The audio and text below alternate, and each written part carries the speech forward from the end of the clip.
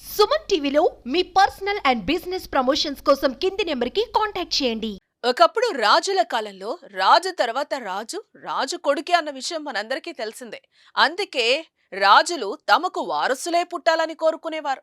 కానీ రోజులు మారాయి, పద్ధతులు మారాయి. అందుకు భిన్నంగా ప్రజల్ని పరిపాలించే వారిని ప్రజలే ఎన్నుకోవాలని రాజ్యాంగం ఆ అవకాశాన్ని ప్రజలకిచ్చింది. మహానుభావులు ఇలా మనకిచ్చిన వజ్రాయుధమే ఓటు. రాజకీయ నాయకుడిని ఎన్నుకునే హక్కు రాజ్యాంగం మనకు కల్పించింది. అంతటి ప్రాముఖ్యమైన ఓటును అమ్ముకోవద్దని ఓ రిటైర్డ్ అధికారి ప్రజలకు అవగాహన కల్పిస్తున్నారు. అదెక్కడో తెలుసుకుందాం.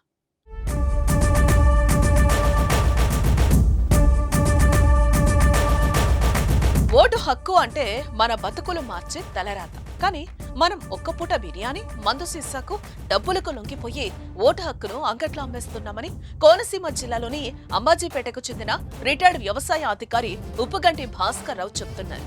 తన స్కూటీపై "మా ఇంటి ఓట్లు అమ్మబడవు" అంటూ స్టిక్కర్ వేయించి గ్రామంలో ప్రతి ఒక్కరికి ఓటు హక్కుపై అవగాహన కల్పిస్తున్నారు. ఓటును అమ్ముకుంటే కన్న తల్లిని అమ్ముకున్నట్లే అంటూ సందేశం ఇస్తున్నారు. ఓట్లు అమ్ముకుంటే మా దృష్టిలో కన్న తల్లిని అమ్ముకున్నట్టే. ఎందుకంటే ఓటు వేయటం అనేది నువ్వు భారతీయ పౌరుడే, ఏ దేశ పౌరుడైనా సరే అతని బాధ్యత.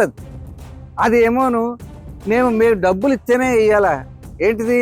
మరి ఒక 30 సంవత్సరాల క్రితం ఎవరైనా డబ్బులు ఇచ్చారా? ఇప్పుడు ఎందుకు 500 ఇస్తాం, 1000 ఇస్తాం, 2000 ఇస్తాం, 5000 ఇస్తాం అంటే మా ఆత్మాభిమానాన్ని కొనాలని చూడటం కదా. రాజకీయ రంగాన్ని వ్యాపార రంగం కింద చూస్తారా?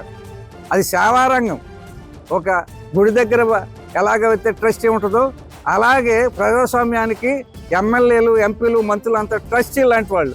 అంతేగాని దీన్ని మోసం చేసి మీరు 100 ఎకరాలు 1000 కోట్లు దోచుకునేటువంటి వ్యవస్థ కాదని చెప్పడానికి మేము ఈ చిన్న ప్రయత్నం అమలాపురం మండలం బండారులంకలో చేస్తున్నాం.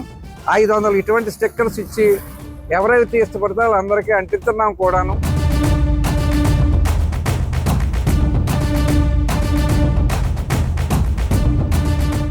అంతటితో ఆగకుండా ఇంటి దగ్గర బ్యానర్లు ఏర్పాటు చేసి అందరినీ ఆశ్చర్యపరుస్తున్నారు. ఓట్లు అమ్ముకోవడం అత్యంత దారుణమని, నిజాయితీగా ఓటేసి పాలకులను ఎన్నుకోవాలి అంటూ భాస్కర్ రావు ప్రచారం చేస్తున్నారు. ఒకప్పుడు అక్షరాస్యత తక్కువగా ఉన్నప్పుడు కూడా ఓట్లను ఇంత దారుణంగా అమ్ముకోలేదని, ఎవరూ కొనలేదని, ప్రస్తుతం పెరుగుతున్న అక్షరాస్యతలో ఇంత నీచంగా ఆలోచిస్తున్నారని చెప్పుకొచ్చారు. ఎన్నికల్లో రాజకీయ నాయకులు చూపే డబ్బులకు ఆశపడితే మోసపోవడం ఖాయమన్న సంగతి మర్చిపోవద్దని సూచిస్తున్నారు. ఓటు మన ఆయుధం, దానిని నేను అమ్ముకోను, మరి మీరు అంటూ ప్రశ్నిస్తున్నారు. మీరేమంటారు మరి?